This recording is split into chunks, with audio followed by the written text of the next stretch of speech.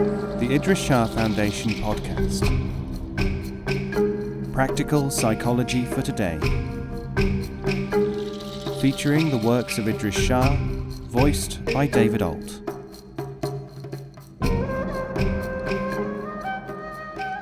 Welcome to the Idries Shah Foundation podcast. In this edition of the podcast, we will hear selections from Learning How to Learn by Idries Shah. This audio has been made available by the Idries Shah Foundation. Use, misuse, and disuse of forms of study. Question: how can you explain the many forms in which people have attempted to teach? Since people believe in these forms, believe that they are true renditions of fact, they are enabled to reach truth through them. But is it that some are true and some are not, as the exponents of the organizations claim? If certain forms through which studies are carried out are true, are all the others false? Answer: I must have answered this question, or rather the questions in this cluster, several hundred times, both in speech and in writing, including what I have written and quoted in books. The fact that such questions continue to be asked constitutes a quite remarkable demonstration of what questioners are like. Some at least will ask questions even though they have been answered in accessible form dozens of times. But this may mean that the questions need to be answered again and again until the answers penetrate. The answers, once again, are: 1. Truth has no form. 2. The means through which people may perceive truth have forms. 3. All forms are limited. Some of the limitations are time, place, culture, language. 4. Different forms are not necessarily antagonistic for the above reasons. 5. Forms have changed through the centuries in obedience to the external world to which all forms belong. 6. When people believe that the form is more important than the truth, they will not find truth, but will stay with form. 7. Forms are vehicles and instruments, and vehicles and instruments cannot be called good or bad without context. 8. Forms outlive their usefulness, increase or diminish in usefulness. 9. These statements are abundantly to be found in the writings of Sufi teachers. They were written down in order to be read and remembered. They are seldom so energetically stated or so strongly maintained elsewhere, which may account for the fact that they have not been sufficiently heeded by people who have not given Sufi materials the study they deserve. The outward forms of things of the world, about which Sufis so often speak, include the forms of teaching, which must be understood in their inward meaning, as well as exercising an instrumental function. Nazir-i Khusru has truly said, "Your diver for treasure has only given you salty clay, because he has seen from you only envy. Seek the meaning from the outward like a man. Don't be like an ass, content with noise." The cat with a university degree.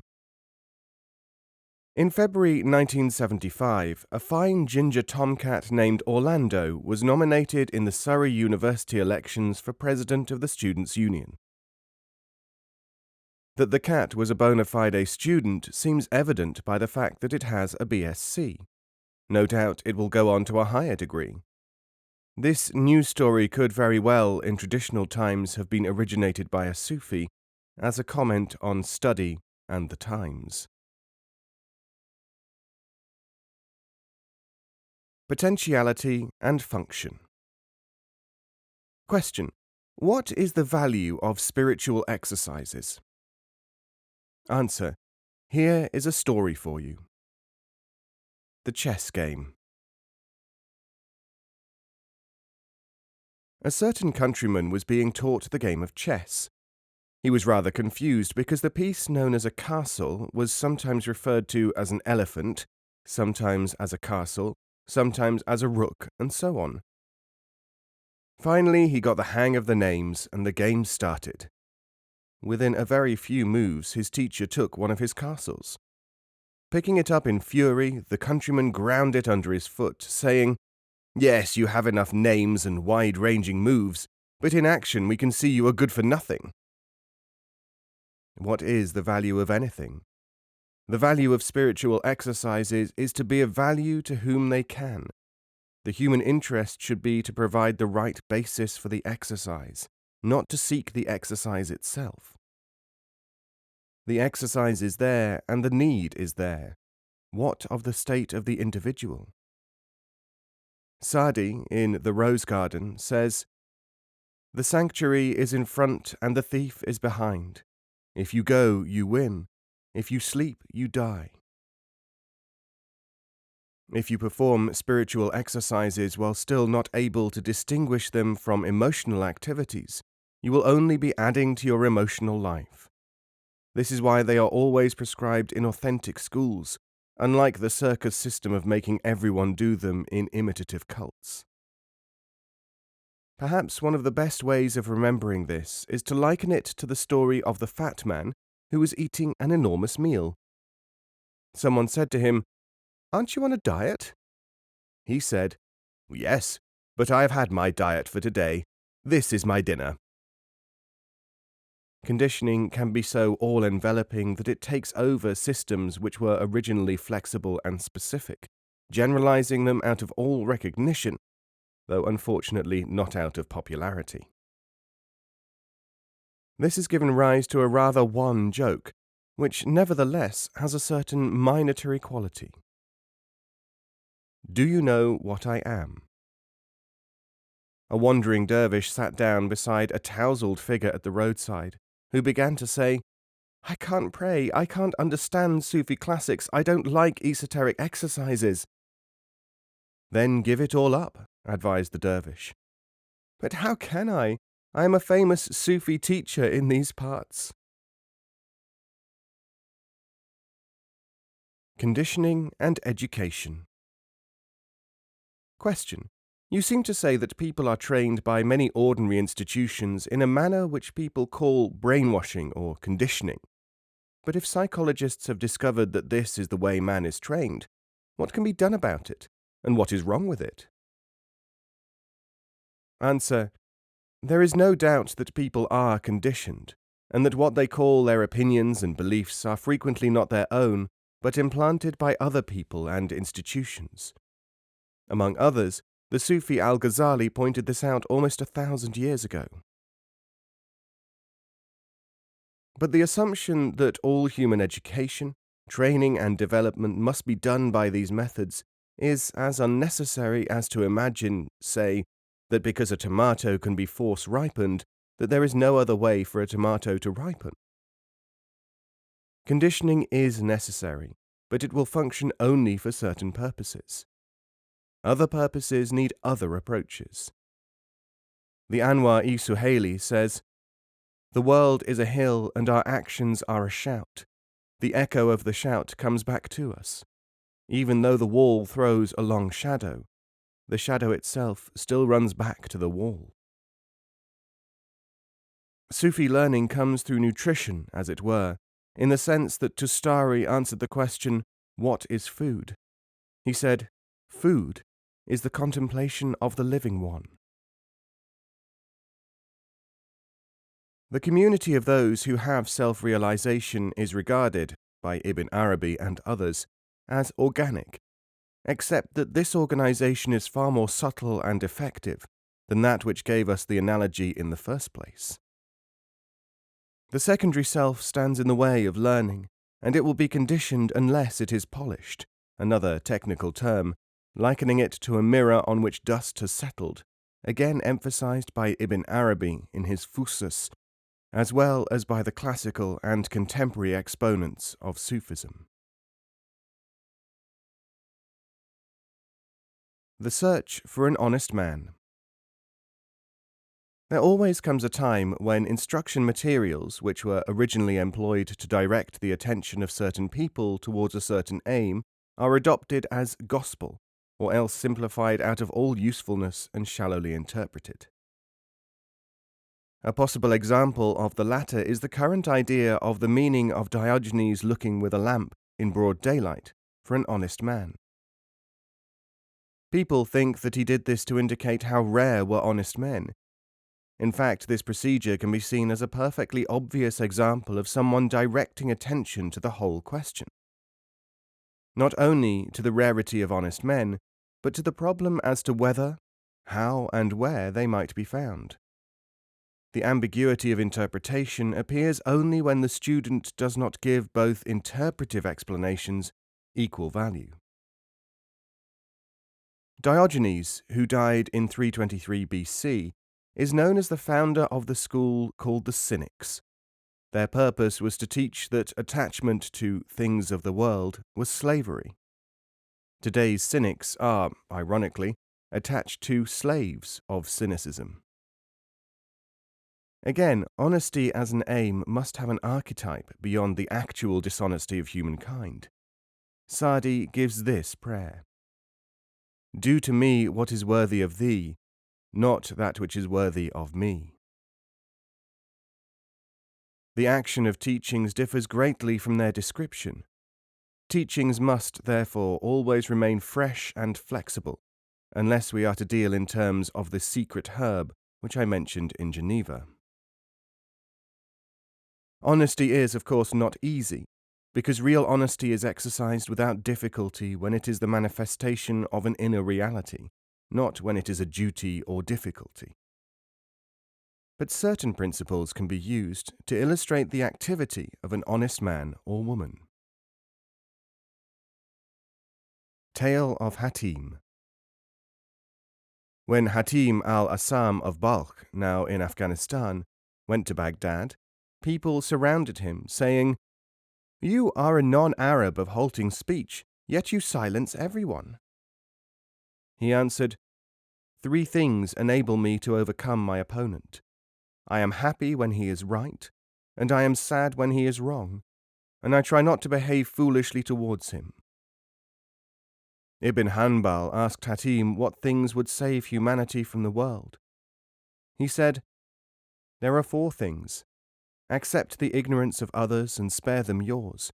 Spare for them from your substance, and do not expect any of theirs." The posture of honesty is not the same as its reality, as everyone knows. But how many people can tell whether they are honest, or behaving as if they were honest? A certain tale has been coined to give this important subject expression. In order to illustrate, it has been put into the mouth of two lunatics, which should not really make any of us feel that its equivalence could not occur among us marvelously normal people. First lunatic religionist: "God spoke to me." Second ditto: "I did no such thing."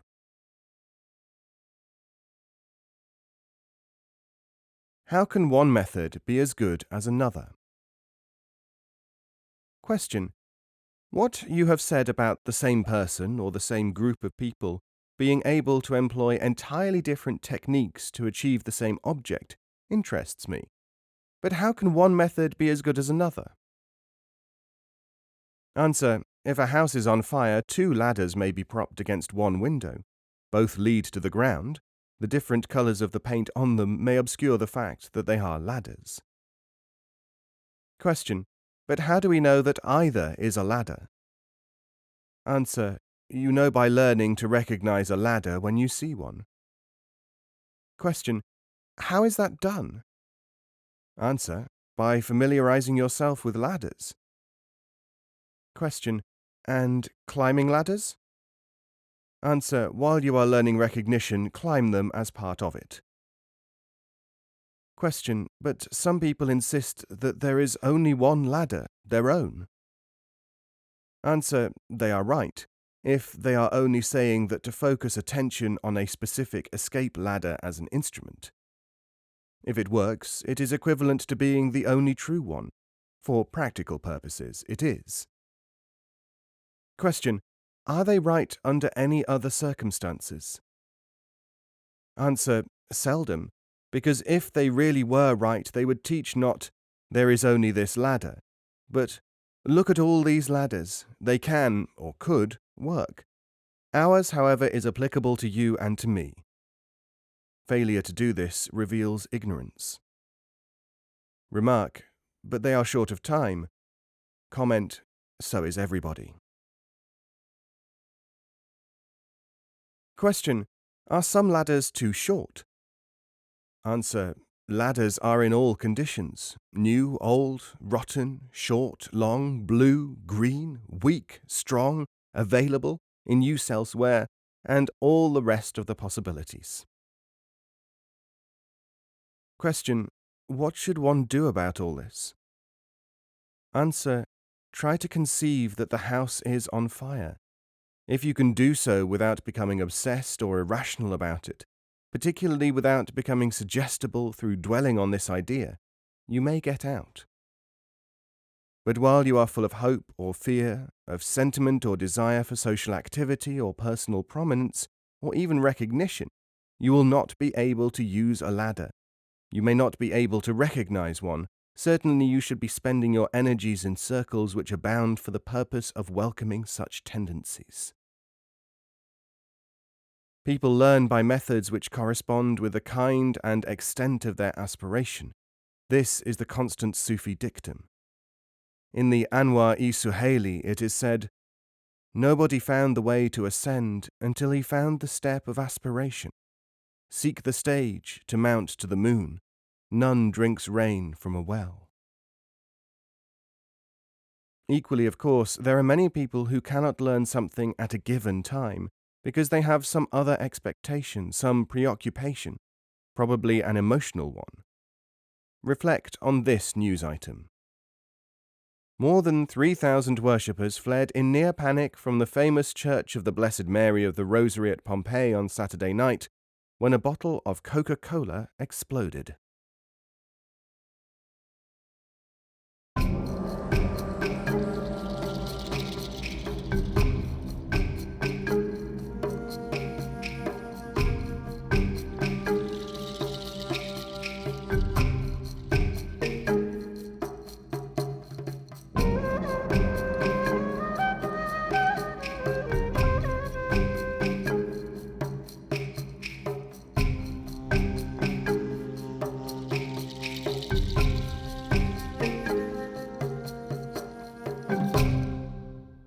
This podcast is copyright 2018, the Idries Shah Foundation.